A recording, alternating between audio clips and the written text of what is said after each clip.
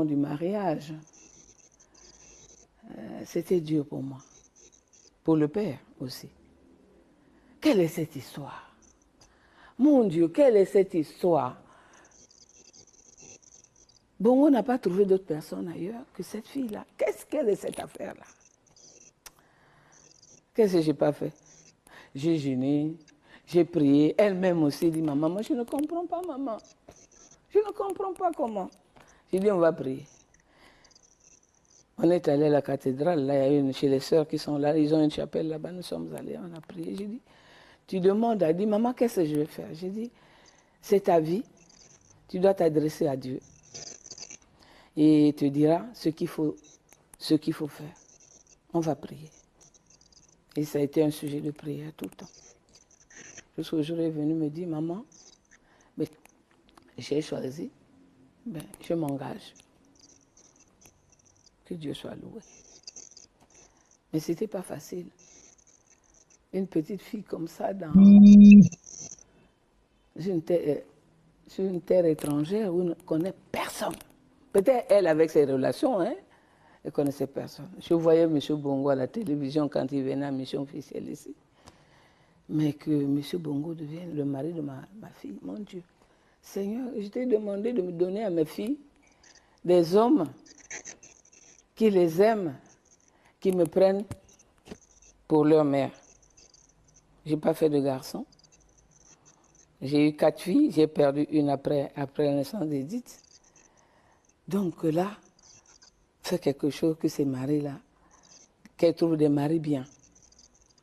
Et le mari que tu viens de me trouver, la réponse à ma prière, c'est, il va aller chez Bongo. Ah Seigneur, comment je vais faire? C'était pas facile, mais avec la grâce de Dieu, ben, nous sommes allés, j'ai dû arrêter le travail.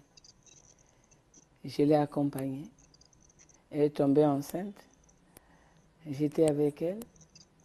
Puisque les papas ne peuvent pas, les mamans peuvent aller accompagner les mères, pas les papas. Le papa, d'ailleurs, il avait du travail. Je suis allée avec elle, je suis restée avec elle. Elle a eu le premier enfant, elle a eu le deuxième. C'est pas facile. Mais avec le temps, on m'appelle, me téléphone pour me dire on a besoin de toi. D'abord, auparavant, je suis allée voir Ninel. J'ai dit, Ninel, je n'ai pas bien dormi, je ne me sens pas bien. J'ai téléphoné à Edith, elle ne répond pas. J'ai téléphoné à tous ceux qui sont là-bas pour me donner. Je me rends compte que ma fille n'est pas en forme. Donc, je quitte la maison, je vais la voir Ninel pour lui dire, je n'ai pas bien dormi. Je lui ai dit au téléphone, toi aussi tu es toujours comme ça. J'ai dit, non maman. Le sentiment, ce que je ressens, ma fille est malade. J'arrive au portail chez Ninel, elle est en train de téléphoner à ceux de Libreville. Oui, je pense qu'elle a son passeport, je pense qu'elle a le visa de France. Vous parlez de passeport, de visa, c'est quoi?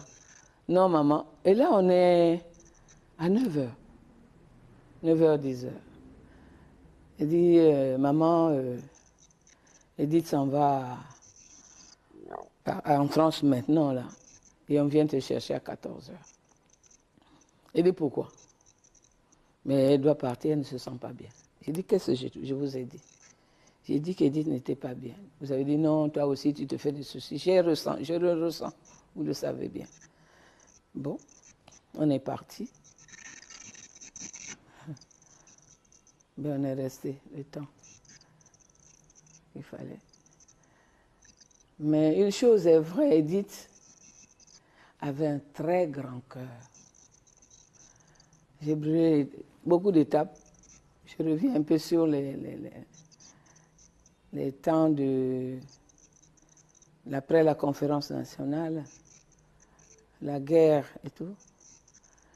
Mais Edith s'est occupée de beaucoup de gens, des amis et connaissances. D'ailleurs, elle le faisait d'une manière anonyme, n'en parlait à personne. C'est après sa mort que tu rencontres quelqu'un. Maman, yo maman Edith. Je dis oui.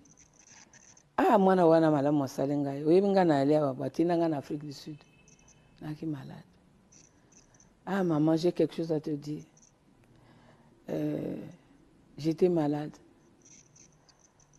C'est dit d'abord qu'il s'est occupé de mes études, qui m'a envoyé en France pour me soigner. Et si je vis là, c'est à cause d'elle. Beaucoup de situations comme ça, beaucoup. S'est occupé de la famille, je dis bien de toute la famille. Ceux qui sont dans le besoin, n'importe quel, que ce soit sanitaire, scolaire, des problèmes, on va le lui poser. Elle le règle, personne n'est au courant. Personne.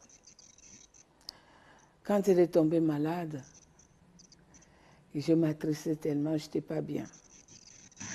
Elle appelait une de ses amies, Nini Bomboko, dit « Pourquoi maman est sale comme ça? Pourquoi elle est habillée comme ça ?»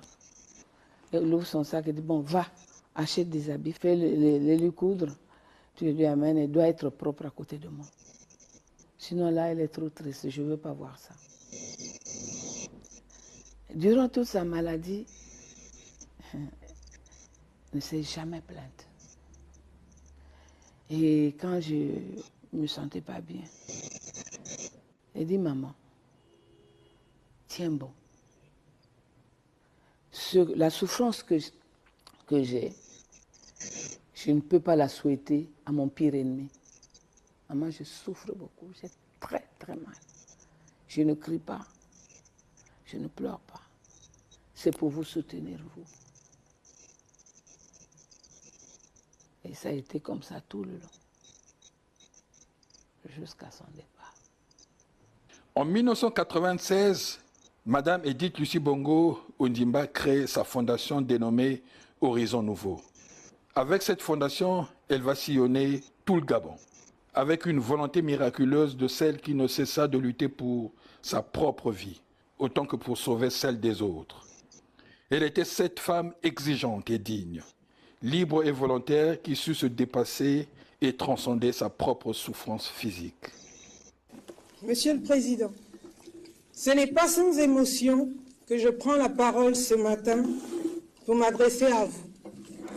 J'aurais préféré dispenser l'Assemblée de cette allocution. J'aurais préféré éviter cette situation inhabituelle. En effet, Monsieur le Président, en remontant ma mémoire, je n'ai pas retrouvé une occasion pareille. C'est une occasion particulière pour moi de m'adresser à vous de manière aussi officielle. Vous comprendrez donc que devant cette Assemblée, je sois particulièrement émue. Mais je n'aurais pas pu me taire non plus, après tout ce qui a été fait. Nous inaugurons certes aujourd'hui le siège de la Fondation, mais nous inaugurons d'abord votre travail. En effet, Monsieur le Président, ceci n'a été rendu possible que grâce à vous. Il est des discrétions que j'apprécie. Vous nous avez soutenus, vous nous avez accompagnés dans la réalisation de ce projet, et ceci efficacement et discrètement. Aujourd'hui, c'est surtout pour vous que je veux parler, pour cet homme que vous êtes, pour cet homme que d'habitude j'accompagne, mais qui aujourd'hui a accepté de m'accompagner.